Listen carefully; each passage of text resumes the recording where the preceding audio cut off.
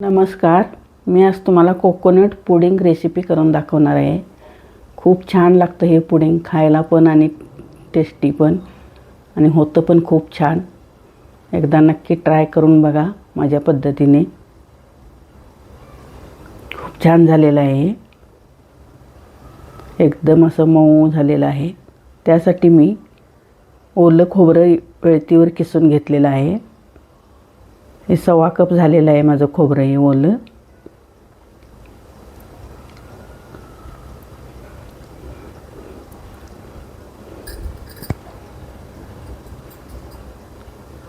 तर त्यात आता मी 1.25 कप पाणी घालणार आहे. सुरुवातीला तुम्ही कमी पाणी घातलं तरीसुद्धा चालेल, बारीक व्हायला चांगली मदत होते. मी एकदमच घातलं आहे 1.25 कप.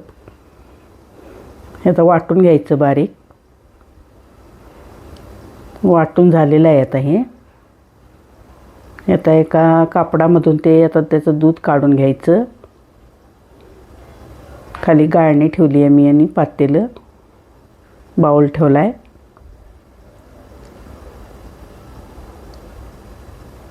एकदाच हे मी बारीक केलेलं आहे, परत मी आता नाही बारीक करणार. हे एकदम दाट दूध निघतं आहे सुरुवातीचं. जे गाळून राहिलेलं खोबरं आहे त्याचं मी रेसिकेटेड कोकोनट बनवणार. ते वाळत ठेवणार तसंच. झालेलं आहे बघा, थोडंसंच आहे खोबरं. हे सुकलं की ह्याचं रेसिकेटेड कोकोनट तयार होतं आहे. आपल्याला कशात पण वापरता येते ते. एकदम दाट दूध निघालेलं आहे हे. मी जेवढं खोबरं तेवढंच पाणी वापरलेलं आहे. एक नारळ किसून घेतलेला, थोडं त्यातलं कमी होतं एक नारळाला खोबरं. तर मी हे या कढईमध्ये काढून घेते.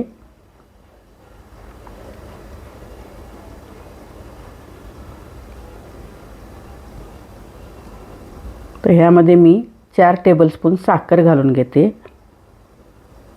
4 टेबलस्पून बास होते याला. दूध पण थोडं गोडच असतं. 4 टेबलस्पून मी कॉर्नफ्लोअर किंवा कॉर्नस्टार्च हे घालणार आहे. सपाट 4 चमचे घाला. मी थोडं जास्त घातलं आहे, पण 4 सपाट चमचे भरपूर होतं. ते थोडं राहिलेलं मी ते घातलं. 4च चमचे घाला तुम्ही केला तर. भरपूर होतं ते 4 चमचे. बरोबर योग्य पद्धत आहे ती. 4 चमचे 1.25 कपाला. 1.25 कप पाणी घातले म्हटल्यावर 1.25 कपच दूध निघते. तर ते गॅसवर ठेवून एकसारखं कमी जाळावर हलवत राहायचं. मी आता फक्त मिक्स करून घेतलं. आत्ता गॅस लावला मी. खाली तळाला बसलेलं असतं म्हणून हलवून घेतलं अगोदर ते. खूप छान तयार होतं हे पुडिंग. ह्यामध्ये मी बाकीचं काहीच घालणार नाही, कारण त्याचा कलर चेंज होतो मग, म्हणून मी ह्यामध्ये दुसरं काय घातलेलं नाही.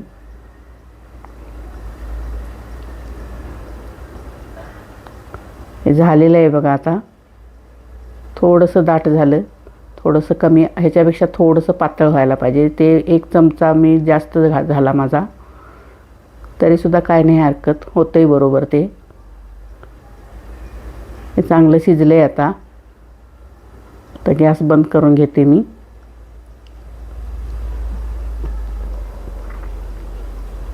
आणि एका बाउलमधला मी तूप लावून घेते. त्यामध्ये आता ते घालून घेते.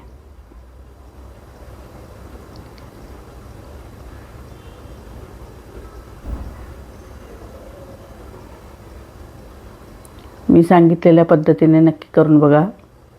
खूप छान होतं.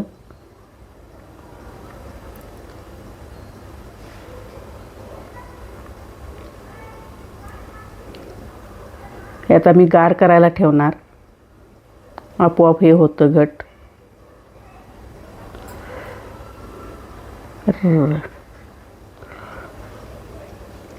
हे झालेलं आहे बघा. आता काढून घेते मी ताटामध्ये. लगेच निघतं हे. बघू शकता तुम्ही, छान असं पल्पी झालेलं आहे. त्यावर थोडं पिस्ता बदामचे काप घालते.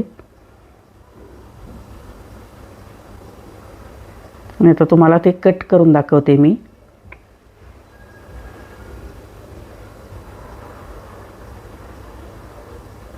रेसिपी आवडल्यास चॅनलला लाईक करा, शेअर करा व्हिडिओ, आणि सबस्क्राईब करून ठेवा. माझे सगळे व्हिडिओ तुम्हाला दिसतील. मग कमेंट करून सांगा कशी झाली रेसिपी. खूपच छान झालेली आहे. खायला पण तेवढीच टेस्टी लागते ती.